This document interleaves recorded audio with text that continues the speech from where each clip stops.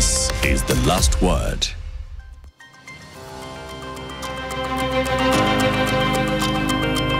All right, good evening everyone and welcome to The Last Word. We do this every Tuesday, coming to you live from Baraza, where we intersect and go through issues that are of national interest. And this week, not any different. We're discussing these rising cases of HIV and AIDS. There's a report that came out recently that showed that there is an increase in infections among young adults, 15 to 34. But as we well know, HIV and AIDS has absolutely no fence, it has no discrimination, and it affects everyone. So what we have to deal with tonight is to ask ourselves one simple question. What is it that as a people that we're doing wrong?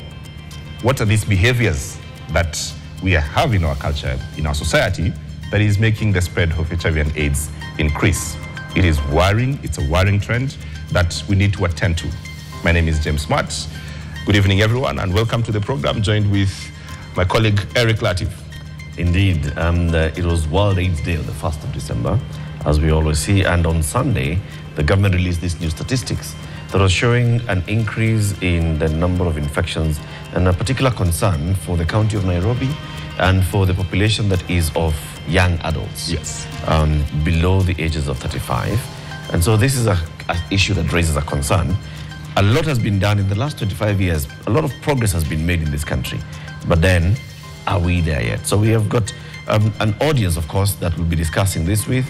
Among them is people who have been working in the field of HIV for a number of years, and they will be speaking to us about it and telling us what they do. We have Dr. James Kilu, who is a member community advisory team, Digital Health and Rights Project. We also have Franklin Manyama, an HIV advocate and youth leader, Dr. Eunice Kasanga, who's a pharmacist, and others are members of the audience. The question that we want to ask ourselves tonight, is Kenya on track to contain the spread of HIV? Is Kenya on track to contain the spread of HIV? We know that the containing HIV basically means the target that Kenya has is by 2030, we'll have achieved what we call epidemic control. Yeah. Reduce the number of incidences, that's new infections, lower the death rate as a result of HIV, that's lower mortality, and so you'll have a drop in the prevalence of HIV. Are we on track with that? Maybe we just ask our audience, and you can vote using your cards that you're holding. Green meaning yes, we are on track. Red meaning no, we are not on track. So you can vote right now. Are we on track to containing the spread of HIV in the country? What do you think? Vote. Green, yes. Red, no. Let's raise it up. Raise it up. You can be proud of your vote. All right. Quite a mixed bag of realities. I think and this is the second time we're doing a specific topic on HIV and AIDS, and the importance of that is that it's in our society. The question of new infections, where they're rising and the places they're rising, and the sort of opportunistic behaviors that we have that makes HIV and AIDS, rise, is extremely problematic, because it shows that there's sort of like a weakness in either our management, either our policy of this question, or at individual level, this is a problem. And this, I think, is a motivating factor for us to have this conversation and this debate. Should we get some feelings and views from our audience? Let me start, with the gentleman on the right. Good evening. The question that we are sort of trying to delve our mind and sort of give a personal responsibility, but also tell us your view from where you sit and where you come from. Do you think that we are on track to, put all the measures to deal with this, HIV and AIDS, spread of the HIV and AIDS? Asante. Kwa majina naitwa Samson Marigaturuka, natoka Migori County. Your mic is off. I think if you try to switch it on. Is it on? Could you just transfer this microphone to just make it go to this direction? Yeah. And then take the other microphone. Thank you very much. Yes, let's try that one. Okay, sorry for that. Samson Marigaturuka from Migori County, Kuria West Sub-County. I'm a youth leader in Kuria West. With me, I can say we are not in the right track. Taniruhusu niongee Kiswahili ndo Wakenya wanisikize vizuri. Ongea kwa lugha ya Kiswahili. Sawa, asante. So kama kwa saisi tunaweza angalia Kenya, uchumi iko juu sana. Of which wakati uchumi iko juu, inapea vijana ama inachangia sana ukimwi kwa vijana wadogo sana kupata hiyo ukimwi kwa haraka sana. Kwa sababu gani? Unaweza pata mzazi haezi kuwa na ile kama labda ni biashara ako nayo, labda iko chini, ama ile kitu anaweza toa ndo akuze ule mtoto, hana hiyo. Kwa hiyo wakati sasa unapata inampea hard time kukiza ule mtoto wake. So unapata yule mtoto wakati anaendea mzazi wake ili amlishe ama amkimu ile mahitaji yake, anashindwa. So wakati anashindwa, yule mtoto msichana ama kijana anaamua kutoka nje. Wakati anatoka nje, anaenda anapatana na kina sugar daddy wenye wako na pesa. Sasa wakati wanapatana na wao already, anamdanganya tamtamu hapo, unapata analala na yeye ama anafanya mapenzi. Of which sasa haezi jua kama ako sawa ama hayuko sawa. Lakini wakati uchumi wetu itakuwa chini, utapata akina mama mboga watakuwa na uwezo wa kukidhi mahitaji ya watoto wao, akina wao vijana wadogo watakuwa wanajikomdate wao wenyewe. Lakini tukiangalia hali ya sahi kama Kenya, yenyewe uchumi inatumiza sana, na wakati hiyo uchumi inatumiza sana, ndipo sasa unapata ugonjwa ukimwi inaeneza sana hasa kwa vijana wadogo. So poverty is the enemy. Yes, poverty is the enemy. So the question of the economy really weighs in heavily. Is there anyone with a different view or want to expound on the same view? Thank you very much. We'll come back to you. Let's go to the lady on the front here. Tumia lugha yote, Kizungu, Kiswahili, French as well. But yes. Okay, good evening. I'm Jail Bahati. From Multimedia University of Kenya. I'm a student leader in charge of health and environment. So for me, actually I had a contrary opinion until yesterday. I attended the World's AIDS Day at Ngong Stadium, which was organized by the county government of Kajiado. So I felt like we are on the right track. Yeah, because we had several activities yesterday. So one of the things that stood out for me, there is a chatbot. It's an initiative by an NGO to integrate. It's just a learning platform for reproductive health, sex education. Mostly talking about things to do with how to prevent HIV. Yeah. It's a really good platform. It's called Bongana Antigen. They have a chatbot. You can talk to them through WhatsApp and every other, they're all on all socials. And another thing, there was education. So I feel like if we follow the right channels, we'll be optimistic about it. We can turn everything around. Yeah. Okay, thank you. Let's move the microphone. Yes, let's give the gentleman on the right. Just trying to ground this conversation, because the problem that still remains and we still have is there's individual responsibility on what we do as individuals. Then there's the policy things, the policy questions that we cannot control, that we need to urge government to make sure that, either they make sure that, sex education is available, freely available, From where you sit, what do you think is the problem with curbing HIV and AIDS from an individual's point of view or from a policy point of view? Where do you think we're failing? So thank you. James Kilu, I'm a medical doctor and a member of the Ted Bezra team for the Digital Health and Rights Project. So first, to respond to the first question, if we're on track, I don't think we are at all. Maybe I'll base these on maybe 3 indicators. One would be the infection patterns and also the behavior of our whole healthcare system. On infection, we see that the people who are being infected are like between 15 to 24 years. Like 1 in 4 new infections will be in that group.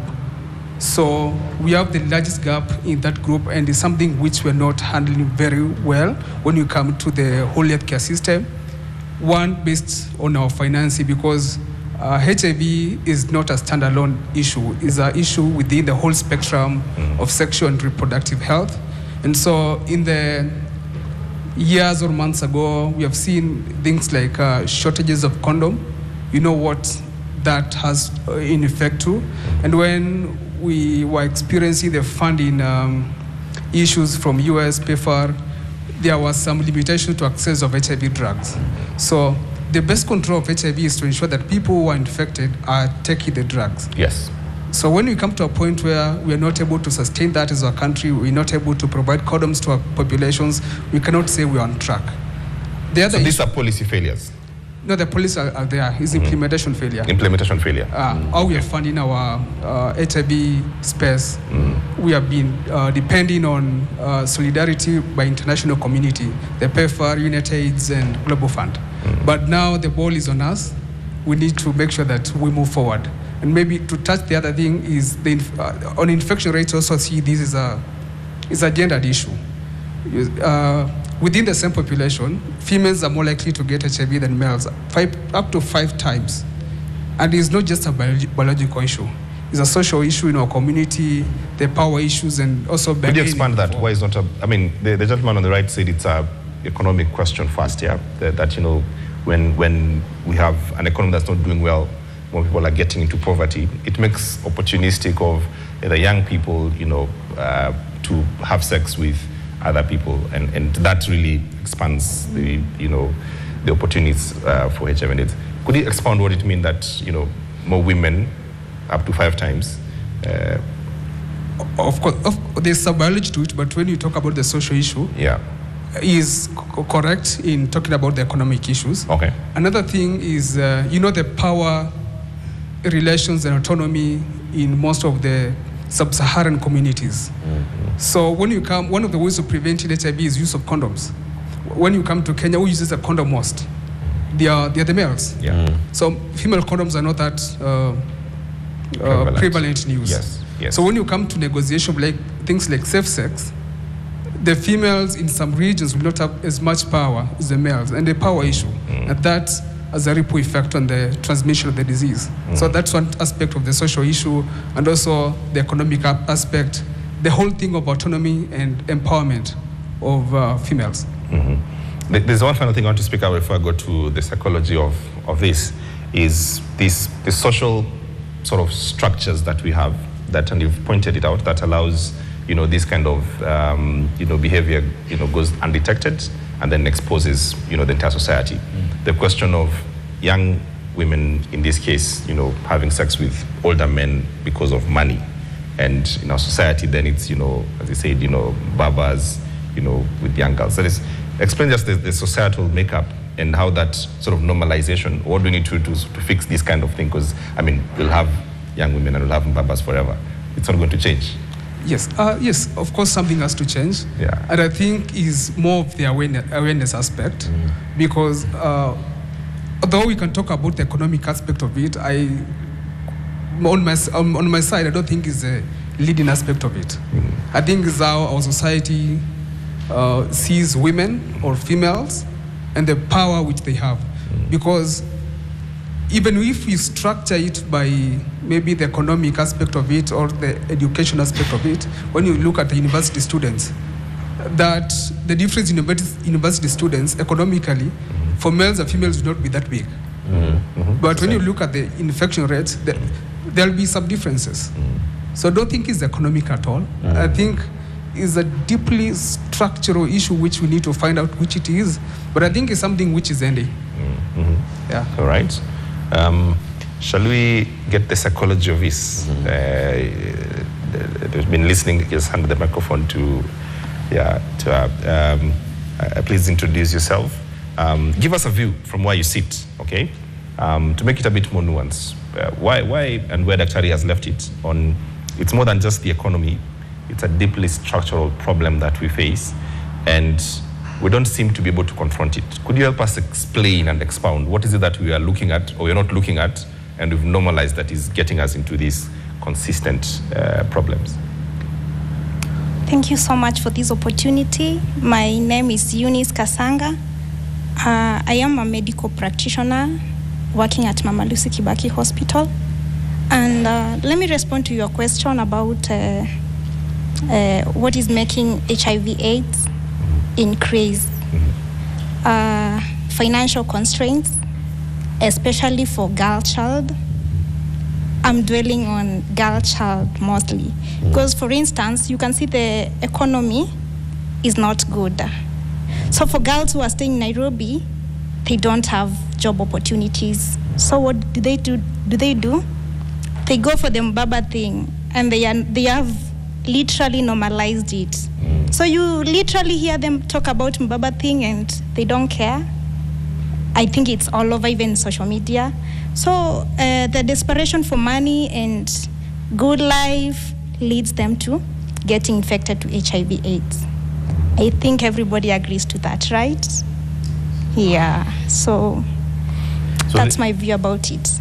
Kasanga, there's a socioeconomic factor here, yes, and you're saying that this ends up leading to many of our young girls, young women, actually getting then exposed to the HIV virus and contracting the virus. But they are aware, I would like to assume, and you can now confirm this, are they aware of preventive measures? Are they aware, for example, of, yes, you will get into the sexual encounter with whoever you're getting into sexual encounter with, but that you can use a condom? That you could go to a facility, they could come to Mama Lucy and any other facility and have a conversation with a medical practitioner who would then put them through a PrEP, pre-exposure prophylaxis, and through the methods of PrEP and so on and so forth. Are they aware? I think there is need to educate everyone about the need to use protection and everything, right? There is need. Yeah, there is a need to do that. I feel like it's just ignorance. They ignore. Wanapima na macho, as they say. Yeah, that's my view about it. Okay. So what exactly happens? There's a lady who's raising her hand there. You can give her the mic. From your perspective, what goes on? And you can introduce yourself. I think you can stand. Introduce yourself and tell us what. Yeah. Hello, everyone. My name is Rebecca Kwamboka. I am a parenting, learning, and productivity coach. And what happens with this spread of HIV increasing, one is that the awareness is getting to the wrong group. Women are aware of the consequences of unprotected sex. But the power play, as Daktari has said, is in the hands of men when it comes to sex. And secondly, the policy implementation has more been focused on men when it comes to the usage of condoms. So instead of now trying to now come up with a more useful condom for women, the best way to solve this would be to educate men more about how important it is to have protected sex. Secondly, the statistics is coming out with women because it is women who are quick to ask for medical assistance. Men do not show up in hospitals. You can all attest to that. Men will not take painkillers. They will not come for injections. They will just sit it out and wait for the pain to disappear. And probably this statistics is partly true for the people who've shown up, but the majority have not shown up. Thirdly, there is still stigma, a lot of stigma around AIDS. If I tell somebody that today I'm going to test for HIV and AIDS, it's be like, what did you do? What happened? Why are you feeling like there is something that could have changed your status right now?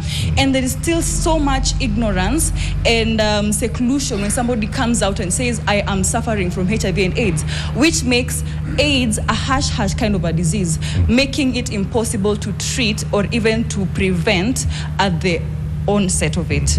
Yes, thank you. Question, do you think, because just on your first point, that the education is going to men and we need more education to men so that, you know, safe use, and because of the power imbalance, that men are the ones who decide, you know, how sex happens, when it happens, and those kind of conditions. Would you think that if the society was open enough to get more female condoms, would have better results, as opposed, say, to educating men? Okay, there is the issue of scarcity of female condoms. Supposing it was there. And there is also the impractical use of those condoms. I don't know if you've seen the female condoms. They are literally like disgusting to use.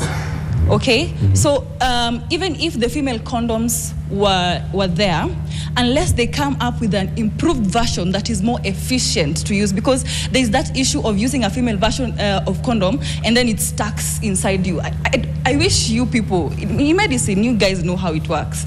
You people do. We'll go to Dr. shortly. So there is the way that the female yes. condoms are designed that makes it in a way impractical to use. Okay. So that's the thing. And then when you go to medical hospitals, you are told that you're supposed to use a female condom 3 times. So there is that other issue of hygiene. Okay. Yeah. Okay. I think there's several factors here I'd like to just come back on, and from what she has just said, men and the care-seeking behavior of men. That we can't discount really. That women are more likely to. Men don't go to the hospital. When was the last time you were in hospital? Women are more likely to go to hospital, and there are very many interactions for a woman to be in hospital than men. But still, the statistics that we have twice as many women who have in the new HIV infections bracket than men. 6,869 new male infections in 2024 versus 13,236 female. If you look at that number, you can see clearly it's high. Let's even look at the age bracket. The highest age bracket is between the ages of 20 and 24, where you'll have 2,149 girls getting HIV. Compare that same age bracket, 797 men. So you can see the women are actually getting, more women are getting HIV than men. Now, is it that these are the ones that are reported because they went to test? Or is it the ones, does it still also cover all? Yeah, I think, so 2 things, and this is my hypothesis, that one, the numbers you have is, the self-reporting because there's the number of people who actually showed up. So we have that evidence. But also what the doctor said earlier, that women are 5 times likely to contract HIV. It's biologically lends itself in that sense. And then compound it with the power balance or imbalance that we're dealing here with between sexes. But maybe Daktari can help us before we get anyone else to clarify those issues so that we don't just gloss over it. I think what you're saying is right. But another thing is to see how the HIV services is incorporated into our healthcare system. So, for example, there's much presence of those services in maternal and child health. So when young mothers are going for the pregnancy clinics, so HIV is one of the tests which are done. And when you look at that age bracket, for example, you say 20 to 24, maybe I like 15 to maybe 19. Because I said initially that HIV is within the spectrum of sexual and reproductive health. So we have the issues of teenage pregnancies. So I think one reflection of the high numbers within that group will be the teenage pregnancies. So then protected sex, you get pregnant, you get the clinic, and then you get tested. I think it's more of those factors and also how we run our HIV system. I just want to touch one thing about awareness. So one thing I was told is that we should never assume awareness in people and knowledge. So before I came, I looked at one of the statistics about awareness of HIV prevention in Kenya in the KDHS 2022. Amazingly, only about 50% like 54% of Kenyans have appropriate knowledge about HIV prevention. So we know, but we just don't act on it. No, 54% is such a little number. It's almost half of the population that doesn't have sufficient knowledge of HIV. Why would that be? After so many years, HIV was declared a national emergency in 2002. Since then, there's been not sufficient, but there's been a lot of effort and funding that goes into HIV, Dr. I can imagine throughout that time, you went through school, you went through medical school, you went into working, you've engaged with these conversations around HIV.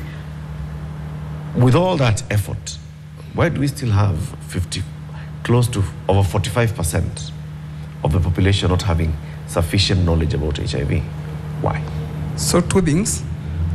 One is how we framed the discussion of HIV from the beginning, and second is who the information goes to. So we started the discussion about HIV in the 1980s on the wrong footing with misinformation.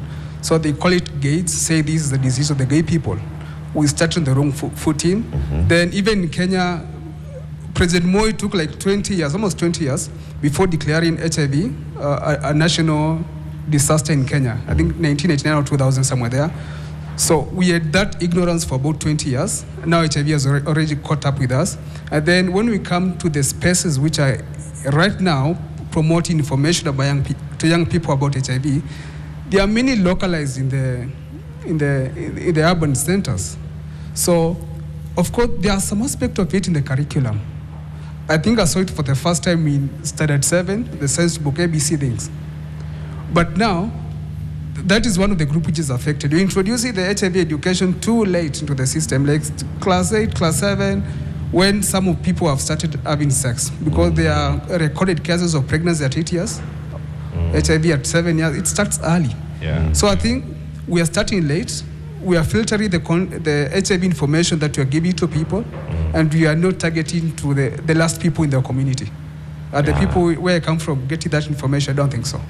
So I think I can see the trend of where you're going. So in those over 25 years, if you look at the statistics, the infections about 25 years ago were like 10 times what we have now, right? Yeah. Now we are at 20,000 new infections a year. We were at 200,000 then. So then the focus was on that population at that point. It was a awareness crisis then. to that population. Yeah. That population became parents. But there's one thing that we have not done. Culturally, we have not addressed the issue of sex education and talking about sex. Yeah. So are we talking to our children about sex? Now, if the national campaigns have stopped focusing on HIV and, the question about sex, abstaining, using a condom, and so on and so forth, who is expected to talk about this to the children? Yeah. It's the people who were getting that information 25 years ago who should have taken it up. But the society has not structured in a way that we can have conversations with our children about sex, about early onset of sex and the dangers of it. Yes. Okay. My name's are Franklin Wanyama, an HIV advocate, and I was born HIV positive. I will speak from an aspect of the changes that we have currently. This year has not been easy for us, people who are living HIV positive, because there have been a lot of changes. As we all know, like fund cut, venye ilikatwa, you find like most of the peer mentors or peer educators were laid off. And when these peer mentors were laid off, they were making the clinic be more of youth friendly. So the moment these people were laid off, it became so hard for most of the youths to be at the facility level, because they are not getting what they used to get. Because, for example, to say, like for me, I was born HIV positive. I have been going to the facility all along when I am a child, and we used to have those clubs whereby tuna meet sisi watu wenye tunaishi HIV positive, we talk openly, we discuss. But as time goes, you find like such kind of things are not happening at the facility level. So you find like most of the youths are looking on how to survive on their own in a way like how watu wenye wanaishi HIV positive who are youths, they are not getting that service that they used to get. Another thing that has really affected we people who are living HIV positive, mostly youths, it's this new integration that is happening after the fund cut. Unapata like those standalone facilities, we are being taken to public facilities whereby we will be taking medication from that point. Okay, as a youth, I used to go to seme like IDAP, Fikiria Jamii. I have been used to those social worker staffs, and they have made me or nurtured me in a way like I felt like here is the place to be.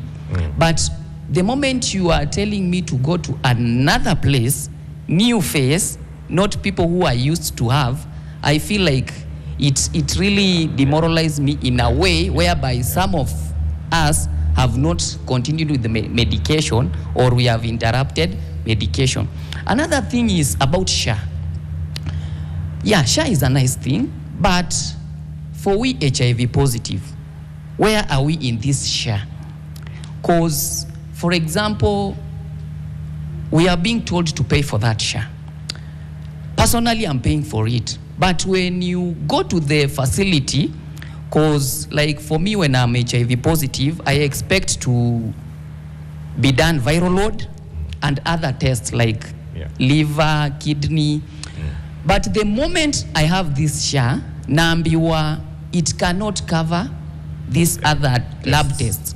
So I'm like, I'm paying for SHA. And why am I not being given these other services that it should be offered from the same SHA? So we people who are living HIV positive, we are asking several questions. Where are we under this SHA? Because the moment you tell me to look for money to pay lab tests, let's say like 2,800, personally, maybe I don't have that cash. So where will I get it to be able to take those tests? Another thing that most of us are really going through, unapata, I might be HIV positive, but I have other issues. To say me like blood pressure, to say me like other conditions. It's not all about HIV. Right. Where are we taking these people? Are we really listening to them? Thank you. Okay, I wanted to ask you before you had the microphone, as someone who lives with HIV and AIDS, the question of stigma. Do you think there is more stigma now than you've experienced before?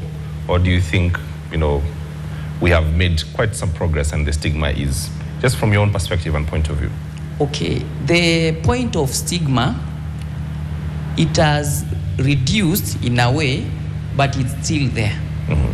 Because the moment you tell me like I am a Kenyan and I cannot get other services using SHA, already that is a discrimination on its own. In a way, like I feel like it's a form of stigma. But for now, most of it is self-stigma, whereby sisi wenyewe, we feel like tuko chini, we are not valued, such kind of things. Okay. Someone else wanted to, microphone in the back, give the gentleman, yes. Is that Fusha? Yes, the jacket. This is, I think this is pink, huh? It's hot pink. Okay. Brian Onyango. I'm a CEO right now, and I'm a Foundation for Hope. It's a small organization, and also studying leadership and a student of law. So, on this HIV first, to speak on it, first of all, you see, nowadays we, youths, we are known as Gen Z, and we call ourselves fearless. And some of them brag, even on the social media, by saying the only thing we fear, I don't know, is the hot porridge, something like that. So they don't fear anything, only hot porridge. So including this disease known as HIV. Now, when there is a crisis of high standard of living, now they will decide that when I'm going to pay for rent, I must look for this. Now you get a Gen Z today is looking for rent in another person, tomorrow going to another person. So he has different people known as sex partners. Because of the rent, maybe the parents can't provide. Let us just take a look of this thing that happened just recent, known as the demonstration for the university lecturers. When this was on, you find that people were not sure when are we going back to school. So they were hanging around the school. The only thing that they will remain with is to work, look for money, and look for HIV. I think that is the only thing that they were doing around the school. Now you see, the government is not even bothering what is happening. Because if you try to go home to go and rest, and then you will hear teachers want to come back to school, then you be around the school. Now people have been very idle, and nobody here doesn't want money. So if you personally needs money, you will look for any way for you to get this money. And even me, if I'm called where there is money, I will go. And that is how we as Gen Z, we need a shortcut. How are we going to get this money? So we can't fight this thing known as poverty in different ways, but we need a shortcut for this as CEO, if I can ask you a question, but a CEO. I hear and I understand the factors that you've mentioned. There's the socioeconomic factor here. There's the fact also that young people will engage in sex. They will have sex. The question is, this awareness, like Dr. has told us, many people do not have that sufficient awareness about HIV and the risks and the preventive measures for HIV. What do we need to do? So even as you're going to do whatever you're doing, as you fear Ujimoto, whatever, but you also know that I can prevent, myself from getting HIV by doing this, because that is possible. The thing is, today, it is possible, and Dr. will confirm, it is possible for you to actually have safe sex that will not lead into HIV. What do we need to do so that we get there?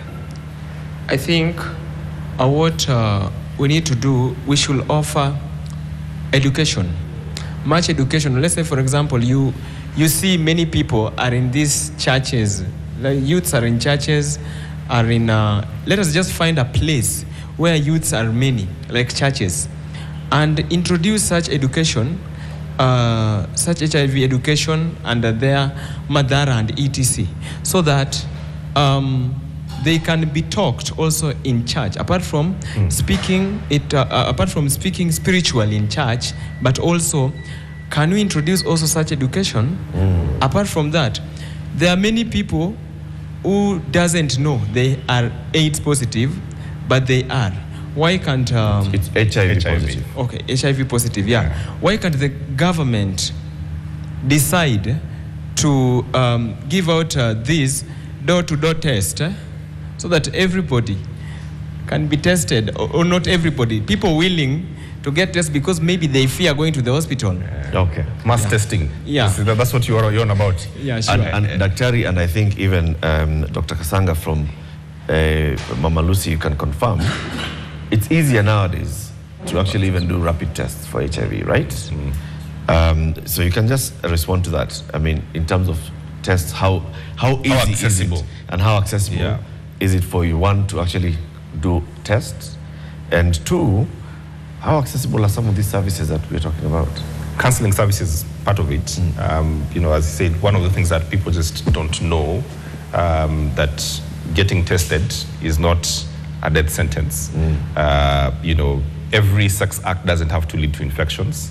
So this kind of information, how accessible and how easy and how, do we only have it because we live on the internet? Or if I don't have, Mulika Mwizi can have the same information? Okay, let me respond to that. Nowadays, it's so easy to prevent HIV and AIDS because we have test kits all over. You don't even have to come to hospital. Yes, it's good to come to hospital, but you can just purchase them if you don't want to come to the hospital. Though it's good to come to the hospital. I don't mean you are not supposed to come to the hospital. Come to the hospital, you get counseled in case you are positive. Okay. The other thing is we have the pre-exposure prophylaxis, the PEPs and the PEPs and the PrEPs. The ones that you use before and the ones that you use after. I think it's so easy. You don't have to wait until you are infected, right? Okay. Yeah. There's the other trend, actually, and the National Syndemic Disease Control Program has actually raised this concern, and they even raise it again, that when you go into these youth gatherings and events, you will find that there are people who are, one, abusing PrEP. So they'll come with, niko na PrEP, a kit, tunagawana kila mtu nini. And the thing is, well, as long as I've used it, now we are, it's free for us to move. The other one is the abuse of the emergency contraceptive pills. So there is a greater fear for pregnancy than there is for HIV. Is that true, Dr.? True. Especially in this generation, How come? So people are aware that sex can lead to pregnancy, right? Yeah, sure. And they are also, but they are less aware that sex could lead to HIV. Yeah. But they fear the pregnancy more than the HIV. I don't know why. All right. What they don't know is even sex can lead to other infectious diseases, STIs, not necessarily HIV. Okay, can we go to wisdom in the room? Yes, and then take the microphone to the back, then we'll come here, get a couple of more voices. Yes. Okay, I was just something to add on that. It is, in fact, she has just said there is awareness of maybe in education, but I can just say at the back as I started, the big issue we are having now, it is about the economy. Unajua, watu wanajua kuna ukimwi, lakini wanaendanga tu shortcut kwa sababu ara hiyo ukiambia mtu eti muende mnunue hizo sijui kits muende kutesta, naona it is just matter of wasting time. So anaona anataka afanye haraka ndo apate pesa, then he can sort of the issues zenye ako nazo. So people are aware kuna ukimwi, lakini kwa sababu anataka pesa haraka, majukumu yenye mtoto analia, so hana muda ya kwenda kupoteza kwenda hospitali, unaona. But when it comes to hiyo watu, for example, how can government come to maybe educate, after educating, how can they maybe see how to neza sema I don't think how can put it, they fund maybe the youth ama watu kwa sababu ndo wapata at least there's something to do that can make them busy rather than using the shortcuts, kwa sababu uwezi ambia mtu mwende hospitali ama enda mnunua hapo, hana hiyo muda, mtoto analia, yeye anataka chap aende.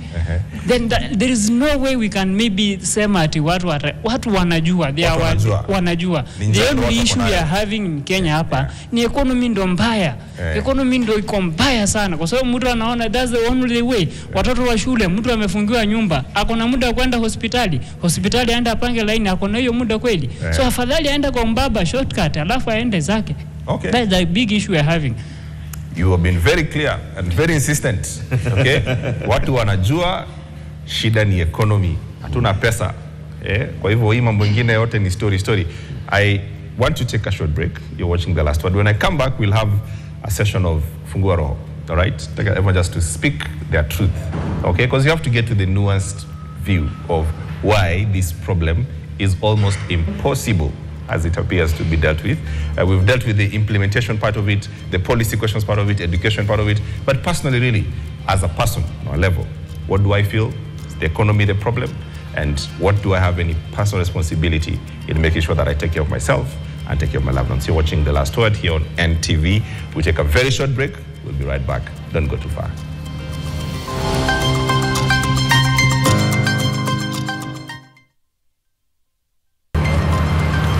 All right, welcome back. You're watching The Last Word, and just before the break, and this week's topic is the increase of HIV and AIDS in the country. The new report that was released by the Ministry of Health that indicated that, contrary to popular opinion, that we are on the way on dealing with the scourge that is HIV and AIDS.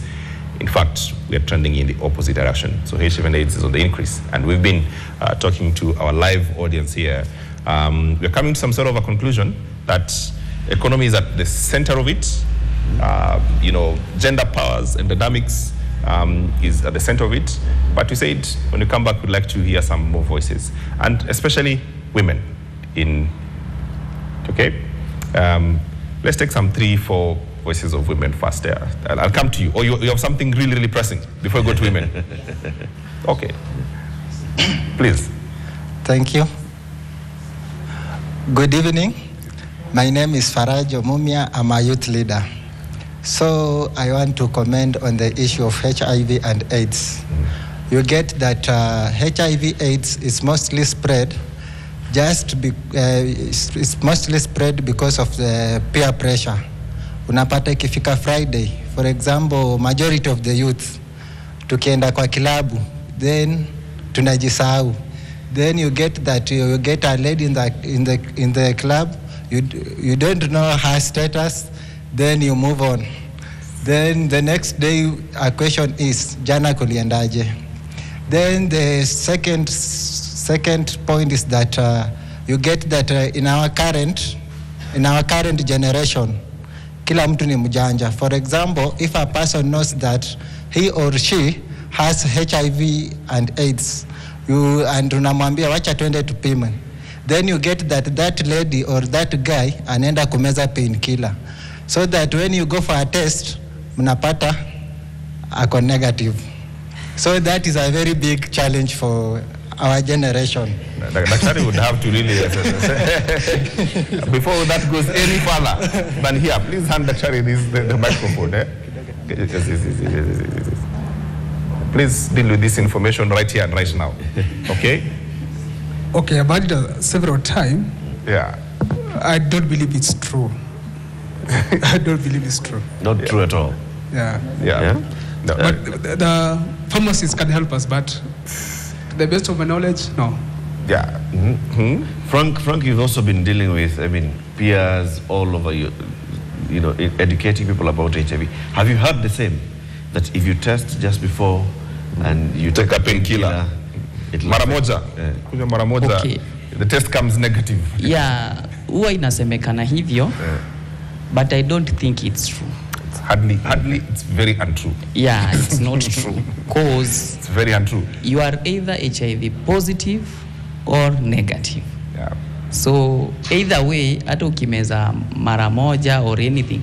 What I know is, let's say kama umemeza dawa for long, that is, and your viral load is undetectable, there is a possibility whereby maybe the kit might not be directly positive. Yeah. But the other one that is ati ukimeza painkiller, I don't think it's true. But to be clear, and Doc can help here, if the viral load is undetected to the point where it cannot be seen, then there's very little chance, if any, of transmission of the same, right? So there's no issue if the viral load has reduced enough or suppressed enough for it not to be detected. In fact, that's a target. That's what we want to get to a place where 100% of anyone living with HIV and AIDS has a viral load that is suppressed enough or depressed enough so that it cannot be detected. Yes, you can be undetectable, but before you reach to undetectable level, there is several issues surrounding that. Kwa sababu, like for now, you cannot tell me that it's all about taking that medication from the bottle to the mouth. Kuna other factors surrounding the whole thing, whereby unapata kuna, let's say, like mental issue, whereby at the facility level we had people like adherence counselors, those who tried to talk to us on how to maintain our viral load, but when the funding ilipunguzwa, most of them were laid off. So unapata for now it's a way like jipambanie in a way like wewe mwenyewe ujitume, umeze dawa yako na usuppress. But yes, we might suppress. But there is a point whereby you feel like you find like at the community level, we people who are living HIV positive, unasikia wanasema wameenda facility wakaitishwa some user fee. Tuseme consultation, kitu kama hiyo, 200 bob, 500 bob. And huyu client ametembea from a distance. Tuseme ametoka mbali akienda facility mbali juu ya stigma, anajaribu kuhepa hiyo stigma. So the moment ashatumia transport already to the facility yenye alikuwa naenda, unapata tena akiulizwa another amount, ana feel like So those are factors that now would affect the adherence to your medication, your treatment, which would of course then affect your viral load and all. But the fact is, one painkiller, sijui kunywa painkiller, sijui hiyo ni rumba ya mtaa, like daktari has told us, hiyo ni rumba ya mtaa. Let's hear from somebody else. There's a gentleman here at the front who also wanted a mic. The mic will come to you, but the other one also had a mic. So let's start with you, and then we go to the gentleman. Okay, thank you so very much. My name is Nyongesa Philip from the Multimedia University of Kenya. I'm doing psychology, and I'm also a director at a podcast. Now, at least I have a chance to share my opinion about this increasing HIV prevalence of late. Now, my opinion is that there is so much education about HIV. I don't want to argue with Mr. Doctor. He just said that only 53% of the population knows about the HIV something. But sufficient knowledge. Yeah. Those are words that the doctor used, sufficient knowledge, right? Yeah. Yes. Now, me, as per my thinking, this HIV something, this HIV topic, we start learning it right from, I think, class 6. There at the reproduction topic, we start learning HIV. So, every person knows about HIV, but they're just assuming. Like, for example, I heard, like, people have normalized this thing of having sex so much. Like, it's just normal. I was hearing one of my friend was telling me, ati unaomba tu mtu alafu anakupatia mechi. You know, that's yani kitu imekuwa normalized. It's just like nobody cares at all if what are the consequences of having that particular sex which is unprotected, you know. So the education is there, but people are assuming and just diving into it. Another point that my colleague said about the economic structure that is leading to increased HIV transmission and stuff. I'd also like to argue with his point, kwa sababu not every person that is acquiring HIV anatoka, like, not every person that is acquiring HIV ametoa from them babas. Some other people are acquiring HIV in some other ways. So it's not that people are so like wanataka pesa sana that wanaenda kwa babas. My main point is that people are aware of this HIV, but they are assuming like it is just ignorance, yeah? Ndio inapelekea this high prevalence of HIV. So si ati watu wajui, watu wanajua. Yeah, but they are ignoring it. Okay. Yeah, wanalenga, like they don't care. Kuna mse hapa amesema Gen Zs they only feel hot porridge and hot waru ikifika hapa, but anything else they are not afraid of it. Okay. Yeah, that's my point. Thank you. Okay. The microphone at the back. Yes, please stand. You with the microphone. Yes. Thank you. My name is Paul Inda from the Multimedia University of Kenya. Currently serving as a student leader, a speaker of the Congress, that is. Mine is just to say that I've listened to how people have been talking. Like we have seen some are blaming maybe the government, but the government has failed. But I don't think that's so, because I think sometimes the government is not even advising us like, let's go and have sex, right? So that we can get infected. And we all need to understand that I was doing the I was looking at the statistics or on the areas like where we have the highest number of these HIV positive, where we see the lake regions like Migori, Kisumu, Siaya, and here in Nairobi, I take the lead because maybe of the number of the universities that we have in Nairobi. Yeah, so I'll just request or give a solution. You know, as a political science students, I will politicize it kidogo, because last time we had the president encouraging us as youths that when you have get married. Yeah, you need to get married at the age of 25. Then maybe when you want to have sex, you go with your wife and be tested, right? And to our ladies, why must you have sex with someone who cannot even purchase a condom? Why? Thank you. Okay, yes, the lady, please. And then give the microphone to the ladies at the back. They've been awfully quiet. They have something to say. Yes. Yeah, so another thing people are not acknowledging when it comes to the transmission of HIV is people who intentionally transmit this.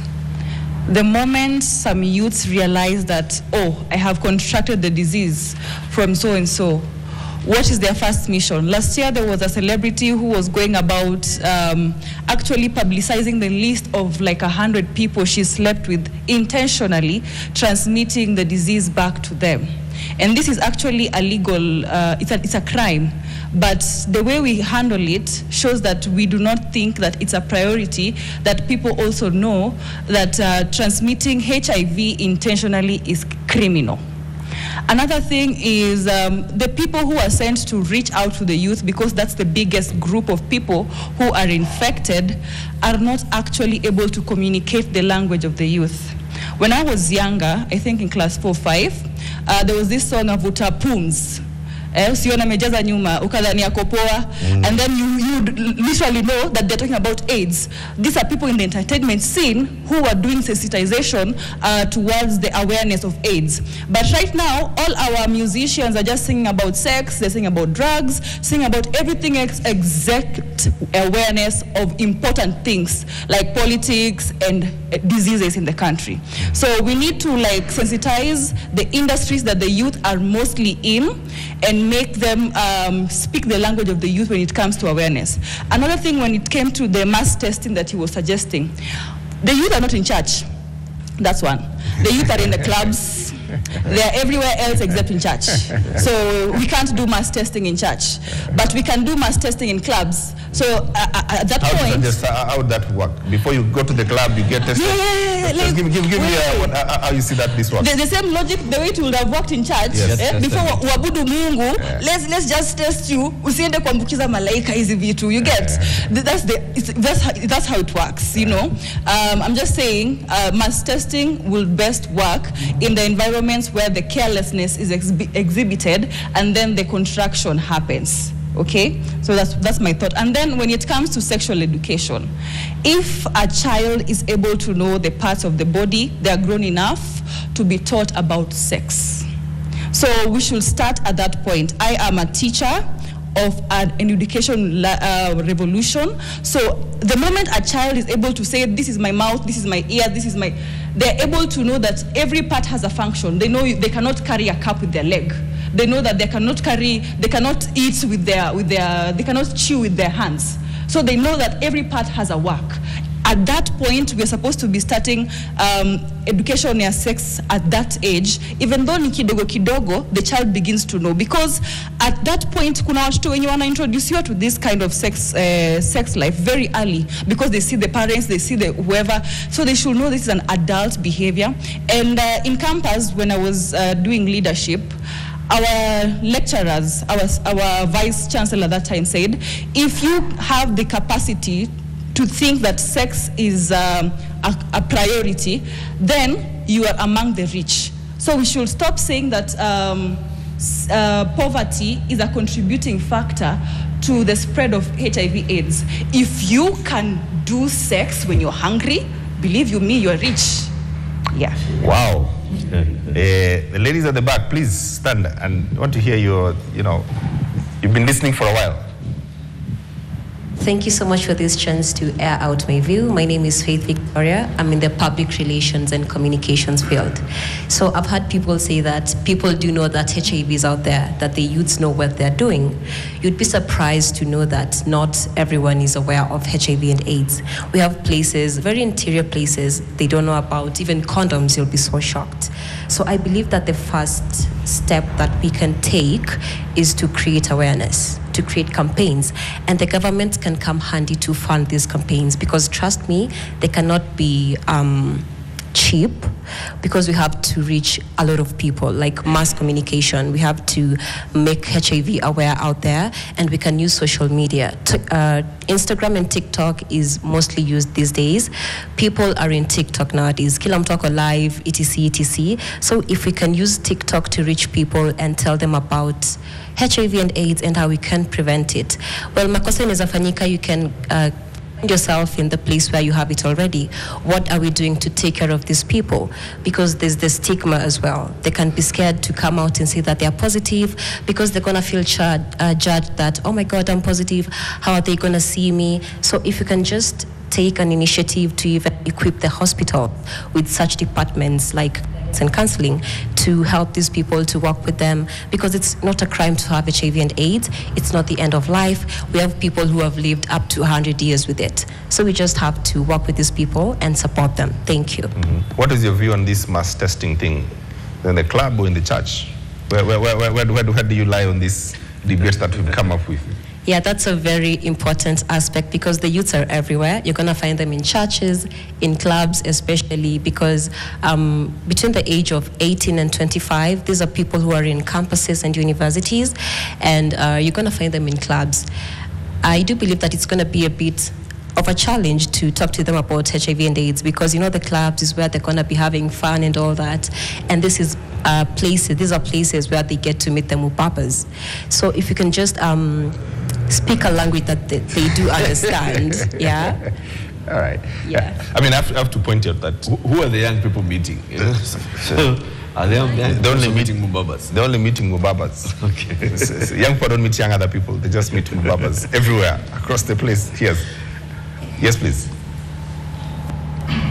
Good evening. My name is Wende Felix, a student from Multimedia University of Kenya. Could you please hold your mic? Like this. And that color is what? Of your suit? Which one? This one? Yes. This one is maroon. Maroon? Yes. Okay. You're sure about that? Positive. It's positive, yes? Okay, so hold the microphone next to your mouth. The microphone, yes. Okay, yeah, sorry. Yes. I'm Wende Felix, a student from Multimedia University, pursuing a career in BA in political science. First, I've listened to all your opinions, but personally, you are not talking about the root cause of HIV and AIDS, which is rising factor in the society and both in community level.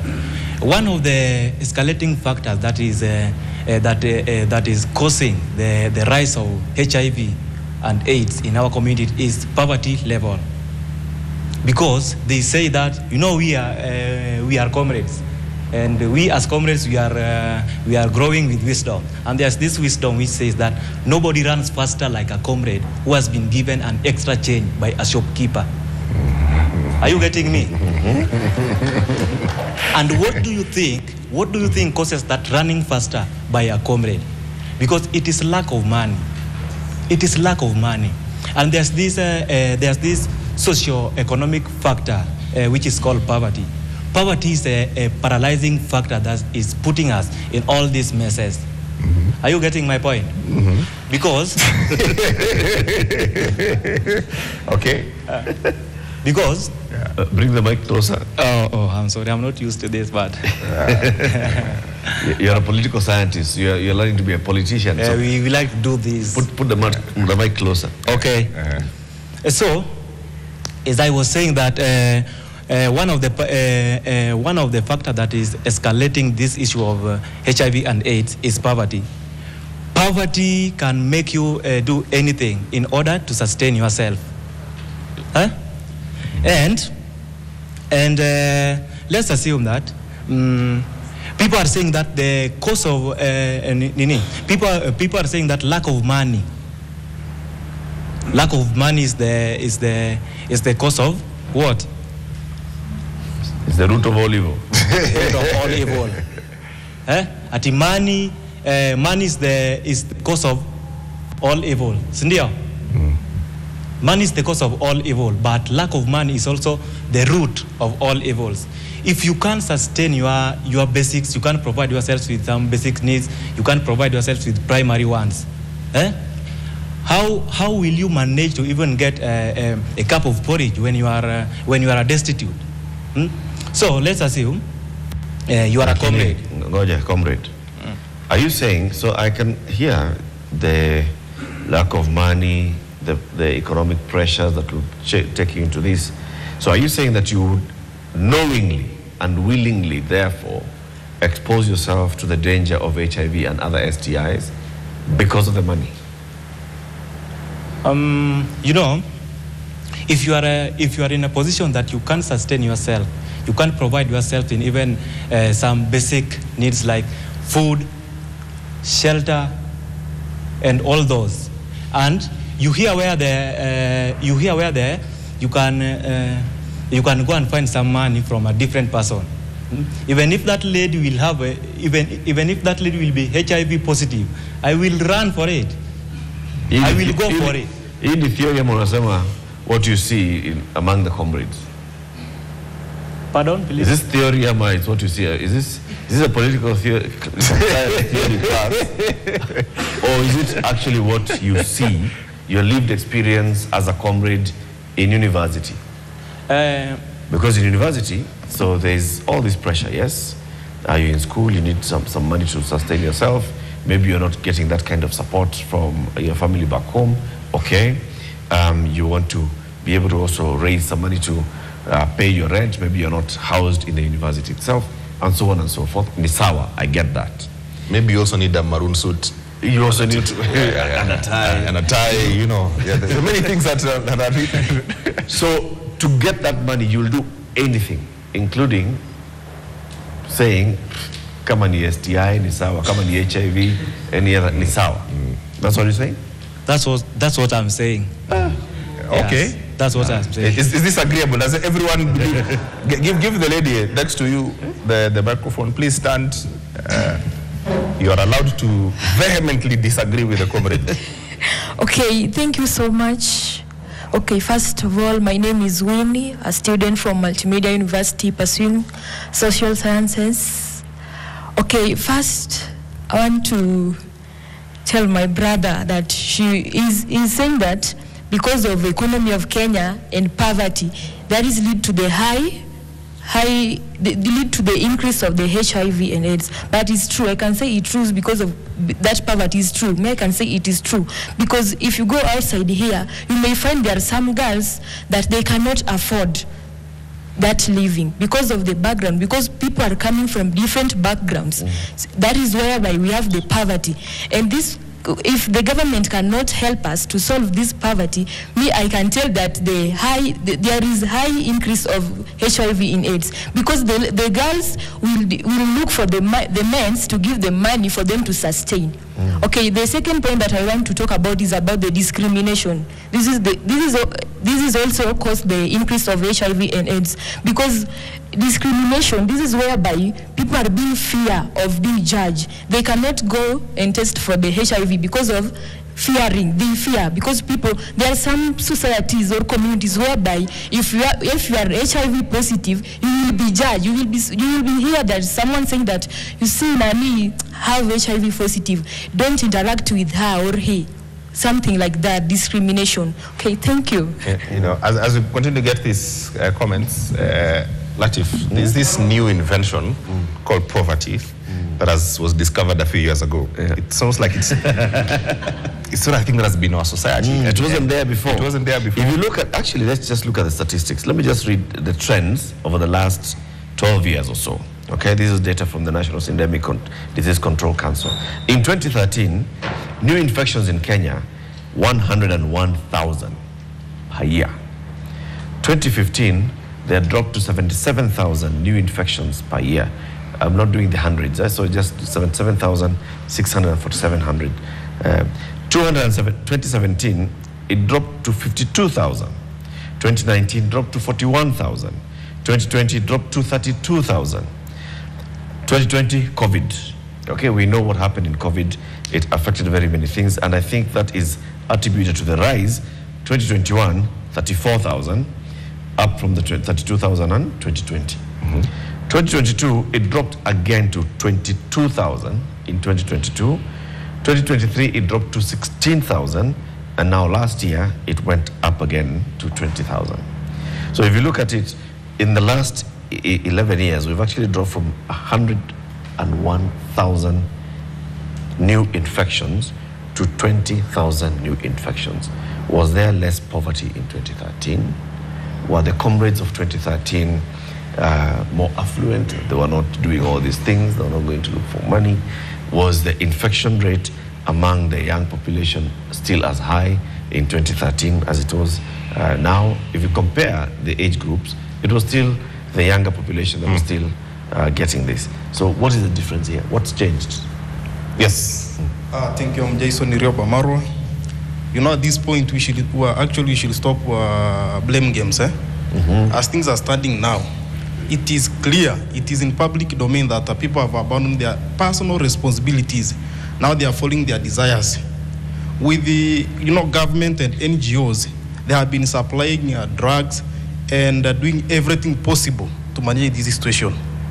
So, as individuals, if you remove unprotected sex and carelessness sex from this equation, then we are done with HIV and AIDS.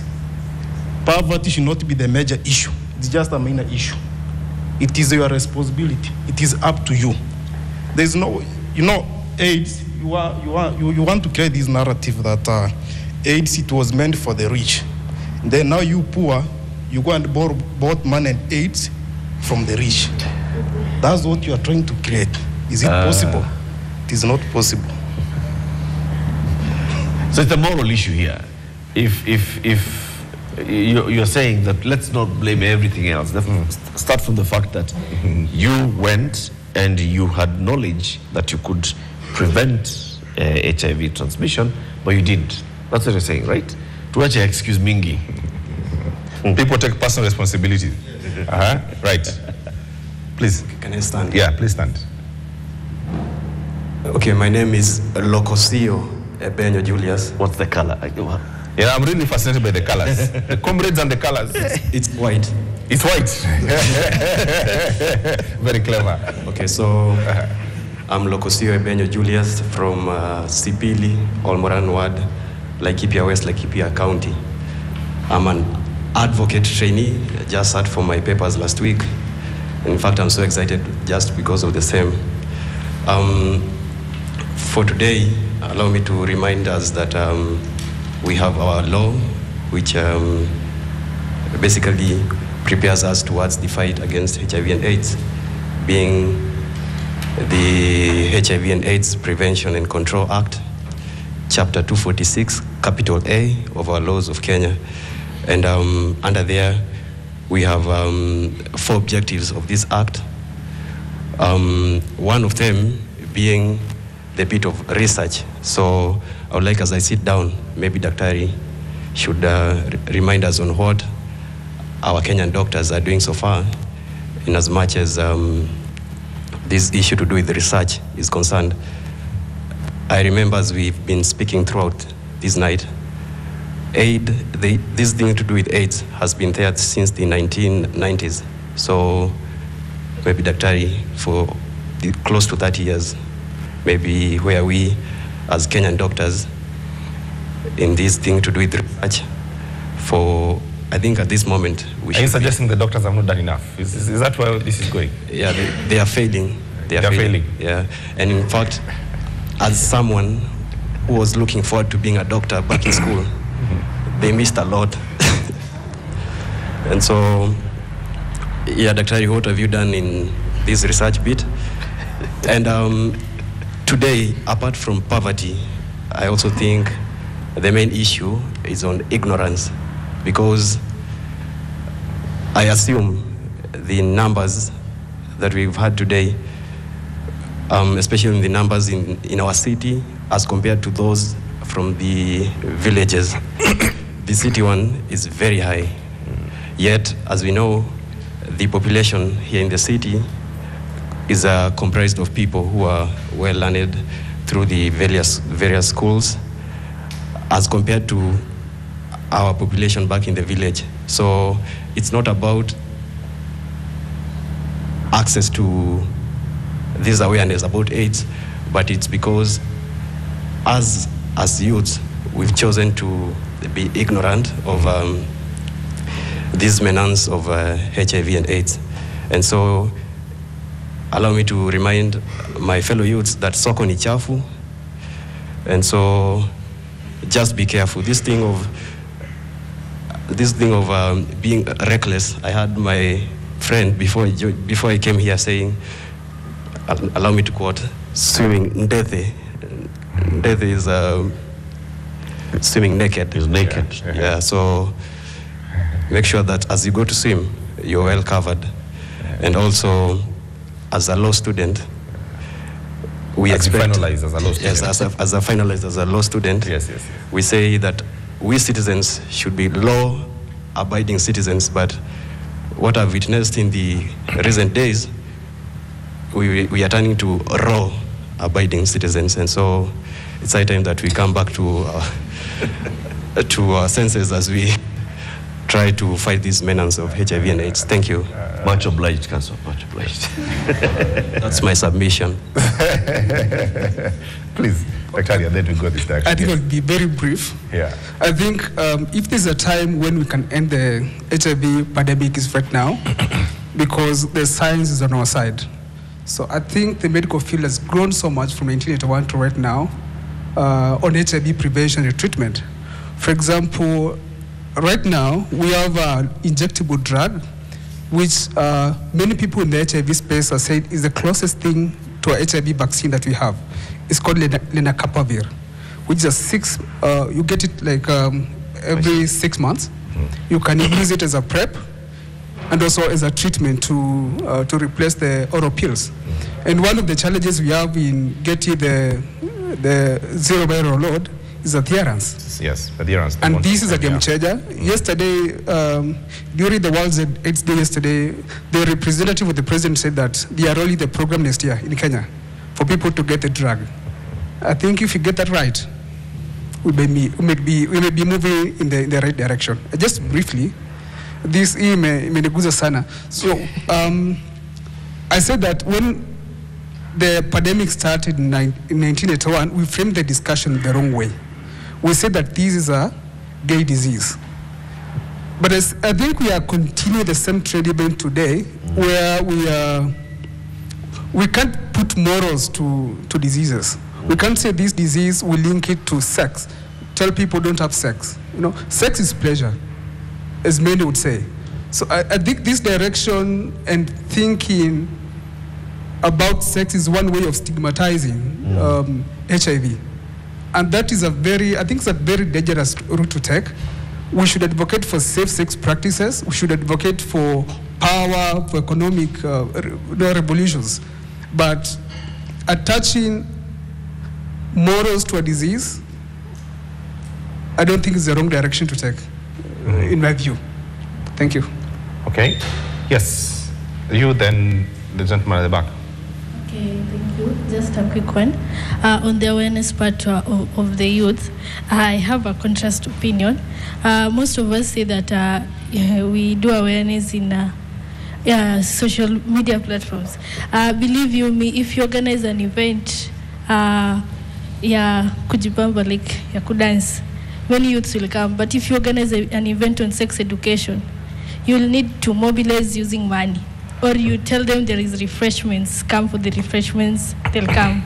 So even on social media, even on TikTok, they'll just swipe. They see it's something to do with sex education, they swipe. So it's an individual responsibility and a morality question as per now.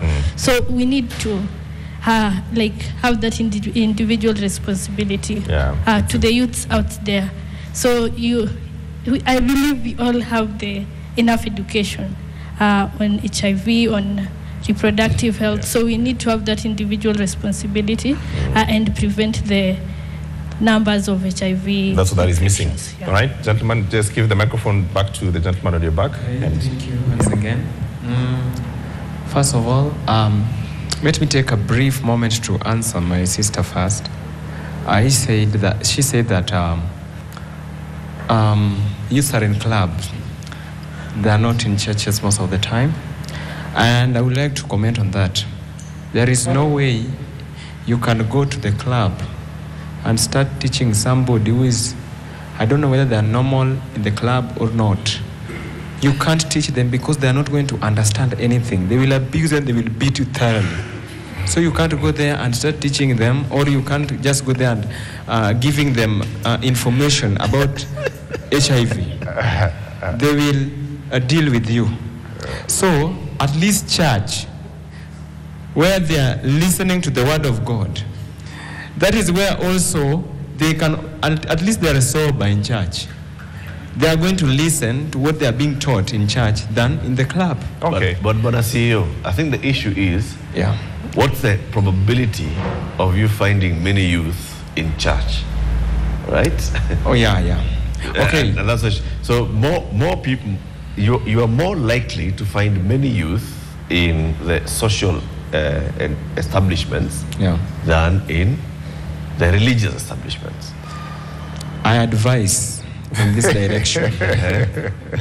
That I advise in this direction. In the club where they are found, why can't, when they play music, there's some big display there doing nothing, so they can display those teachings there. At least those people who are senses can read, because all of them are like ignoring things. Ignorance is in fact, we have also just congested this poverty. Poverty is even crying where it is. Yet ignorance is here. Youths are ignoring everything. Almost everything they're ignoring, even watching things that are then form of adverts. They don't want to see. Okay. And I think that is the best way. Let them see them at the screen. All right, now since you've started a debate, please give us what she responds so that we can move on to other things. She has to respond. A right of reply. Yeah. If you don't apply yourself to knowledge, God himself will reject you. Okay? Wow. What happens? When you go to church, how many youth who are going to church right now, we are discussing about doing sex. Sawa. When I'm going to church, I am there, I want to look the holiest. I'm there trying to go and meet my maker, Shandorobo Shara. I don't want to sound like I'm talking about sin, okay? So that this means that this is as a person who is aware of righteousness standards. Sawa. But where these standards are not, are in the club. Anyway, when it comes to teaching people about sex education, the best place to go would be in the club. But I think the government, so that we can curb this thing once and for all, should try and give more kits, more testing kits. I don't think testing kits are free as it stands. So as much as they have given us condoms free, they should give more testing kits. Ndio ukikuja na kuambia kabla utoe hiyo shati unaweza pima, then we continue. So at least if it's free, then we're able to access it, and then testing becomes more often for those who are sober to do the testing. All right. Yes. Okay. Gentleman, please. Second year at Multimedia University, I'm doing political science. I'm also a producer at a podcast, and also a player, a rugby player. According to my field in sports, I believe it's our own initiative to take to curb this HIV and AIDS spread. Yeah, thanks. Okay. All right. Yes, as we start winding down. Yes, the final thoughts. Okay, what I have heard now, some people are trying to talk of HIV in a way like inapatikana by doing some things that are not right. There is different forms of HIV. Yeah. Like, let's say, like for me, I was born with it. and someone you can just post na anakuuliza kwani ulianza umalaya mapema aje? Cause let's say maybe you are 24 years and ako like the society na believe that HIV inapatikana mostly about sex. Okay, to add something on poverty naona kuna mwenye anasema ati tunajaribu kuijazililia sana. Poverty is an aspect that is really affecting kwa sababu hizi dawa najua most of the people are speaking from a point of whereby they are HIV negative, but for me I'm speaking from a point whereby I'm the user of those medication. Hii dawa ni so strong by the way, and some people cannot do or take it in an empty stomach. So lazima akuwa amekula kitu at least ndiye ateki medication, cause it is more of toxic na unahitaji kunywe maji mob, ukule fiti, ufanye 1 2 3. And if the level of poverty iko hapa, where do we expect this person ameze dawa yake fiti? Aya, these peer mentors who are laid off, where are they? Who is talking about them? Cause venye funding ilikat immediately, wakatumwa home, mentor mothers, peer mentors. These people, some of them are really depressed. Cause like, kuna mwenye tumezika from Mathare actually. Alijihang.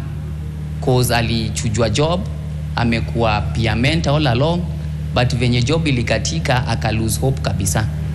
So when we are talking about this going to club, etc., I feel like we need to give people who have life stories to take part in this distribution of these kits, in this sensitization, at least to make things work.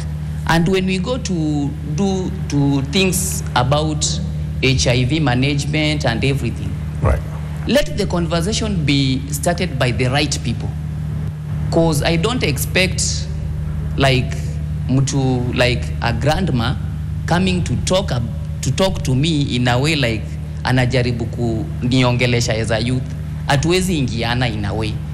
Alafu kitu yenye nimekuja kurealize is like most of us youths wanaona like mimi Frank, I'm doing well, I'm living HIV positive, I'm posting, wanaona ni kitu normal. Wanaona Frank akona tumbo iko fiti, so hii kitu si big deal. So wanaona like it's something that you can just live with it. But at the end of the day, I'm going to tell them that it's not that easy in a way like most of us maybe advocates seem to look like.